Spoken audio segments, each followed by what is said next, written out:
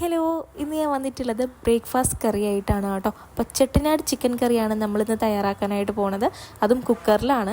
നല്ല അടിപൊളി കുറുകിയ ചാറോട് കൂടിയിട്ട് തന്നെയാണ് കേട്ടോ നമ്മളിന്ന് ചെയ്തെടുക്കുന്നത്. അപ്പോൾ ഇതിൻ്റെ കൂടെ കഴിക്കാനായിട്ട് തിനയും ഗോതമ്പും എല്ലാം ചേർത്തിട്ടുള്ള ഒരു പൂരിയും കൂടിയാണ് ചെയ്തിട്ടുള്ളത്.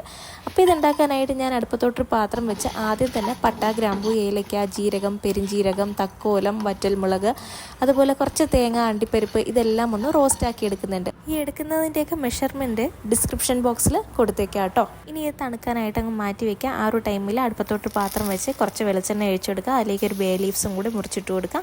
പിന്നെ ഒരു 2 സവാള നേരിയതായിട്ട് കട്ട് ചെയ്ത് ചേർത്ത് കൊടുക്കുക. ഉള്ളി വാടാൻ ആവശ്യത്തിനുള്ള ഉപ്പും കൂടി ചേർത്തിട്ട് വേണം വഴറ്റിയെടുക്കാനായിട്ട്. ഇനി ഇതിലേക്ക് 1 ടേബിൾ സ്പൂൺ അളവിൽ ഇഞ്ചി വെളുത്തുള്ളി പേസ്റ്റും കൂടിയാണ് ഞാൻ എടുത്തിട്ടുള്ളത്. അപ്പോൾ അതും കൂടി ചേർത്ത് കൊടുക്കുക. നന്നായിട്ട് തന്നെ ഒന്ന് ഇളക്കിയെടുക്കുക. അപ്പോൾ ഇഞ്ചിയുടെയൊക്കെ ആ പച്ച വാസന അങ്ങ് മാറണം കേട്ടോ. ആ ഒരു ടൈം ഓരോന്ന് വഴറ്റിയെടുക്കുക. അപ്പോൾ ഉള്ളി നന്നായിട്ടൊന്ന് വഴണ്ടി വന്നിട്ടുണ്ട്. ഈ ഒരു സമയത്ത് ഒരു അത്യാവശ്യം വലിപ്പമുള്ളൊരു തക്കാളിയാണ് പൊടിയായിട്ട് അരിഞ്ഞ് ചേർത്ത് കൊടുത്തിട്ടുള്ളത്. അപ്പോൾ ഈ തക്കാളിയൊക്കെ നന്നായിട്ടൊന്ന് വെന്തുടയുന്ന ഒരു ടൈമിൽ അപ്പോൾ നമ്മൾ എടുത്ത് വെച്ചിട്ടുള്ള കഴുകി ഡ്രെയിൻ ചെയ്ത് വെച്ചിട്ടുള്ള ചിക്കൻ മുഴുവനും ചേർത്ത് കൊടുക്കുക. അതിലേക്ക് കുറച്ച് മഞ്ഞൾപ്പൊടിയും 2 ടേബിൾ സ്പൂണോളം കാശ്മീരി ചില്ലി പൗഡറും കൂടി ചേർത്ത് നന്നായിട്ട് തന്നെ ഈ ചിക്കനും മസാലയും കൂടി ഒന്ന് ഇളക്കിയെടുക്കുക. അത് നന്നായിട്ടൊന്ന് ഇളക്കിയെടുത്ത് ആ പൊടിയുടെയൊക്കെ പച്ച സ്മെല്ല് മാറി വരുന്ന സമയത്ത് നമ്മൾ നേരത്തെ തണുക്കാനായിട്ട് മാറ്റി വെച്ചിട്ടുണ്ടായിരുന്ന ആ ഒരു മസാലക്കൂട്ടുണ്ടല്ലോ, അത് മിക്സിയുടെ ജാറിലിട്ട് നന്നായിട്ടൊന്ന് പൊടിച്ചിട്ട് ഇതിലേക്ക് ചേർത്ത് കൊടുക്കുക.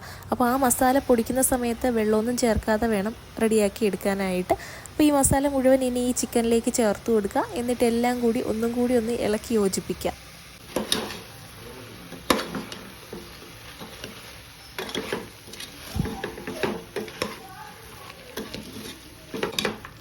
ഇപ്പോൾ ഇവിടെ മസാലയെല്ലാം ഈ ചിക്കനിൽ പിടിച്ചിട്ടുണ്ട്. ഈ ഒരു ടൈമിൽ 2 കപ്പ് വെള്ളവും കൂടി ഇതിലേക്ക് ഒഴിച്ചു കൊടുക്കുക. സാധാരണ പച്ചവെള്ളം തന്നെയാണ് കേട്ടോ ഒഴിച്ചു കൊടുത്തിട്ടുള്ളത്. അപ്പോൾ അതും കൂടി ഒഴിച്ചിട്ട് എല്ലാം കൂടി ഒന്ന് ഇളക്കി യോജിപ്പിക്കുക. ഇതിൽ ഉപ്പും എരിവും പുളിയും എല്ലാം ഉണ്ടോ എന്നൊന്ന് ചെക്ക് ചെയ്ത് നോക്കുക. എന്തെങ്കിലും കുറവുണ്ടെങ്കിൽ ഈ ഒരു ടൈമിൽ വേണം ചേർത്ത് കൊടുക്കാനായിട്ട്.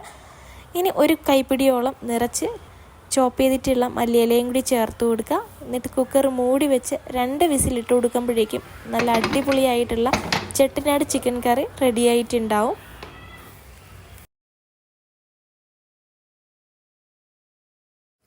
അപ്പോൾ നല്ല ഈസി പീസി സൂപ്പർ ടേസ്റ്റിലുള്ള ചെട്ടിനാട് ചിക്കൻ കറി റെഡി ആയിട്ടുണ്ട്. അപ്പോൾ ഇത് ഉറപ്പായിട്ടും ട്രൈ ചെയ്ത് നോക്കണേ. നല്ല ഫ്ലേവർഫുള്ളായിട്ടുള്ള നല്ല ടേസ്റ്റിലുള്ള ഒരു ചെട്ടിനാട് ചിക്കൻ കറിയുടെ റെസിപ്പിയാണ് ഇന്ന് ഷെയർ ചെയ്തിട്ടുള്ളത്. അപ്പോൾ എണ്ണയൊക്കെ തെളിഞ്ഞ് നല്ല കുറുകിയ ചാറോട് കൂടി ഇരിപ്പുണ്ട്. അപ്പോൾ നല്ല അരിപ്പത്തിരിയുടെ കൂടെയും പുട്ടിൻ്റെ കൂടെയൊക്കെ നല്ല ബെസ്റ്റ് കോമ്പിനേഷനാണ്. ബെറോട്ടയ്ക്കും നല്ല ടേസ്റ്റി ആയിരിക്കും കേട്ടോ.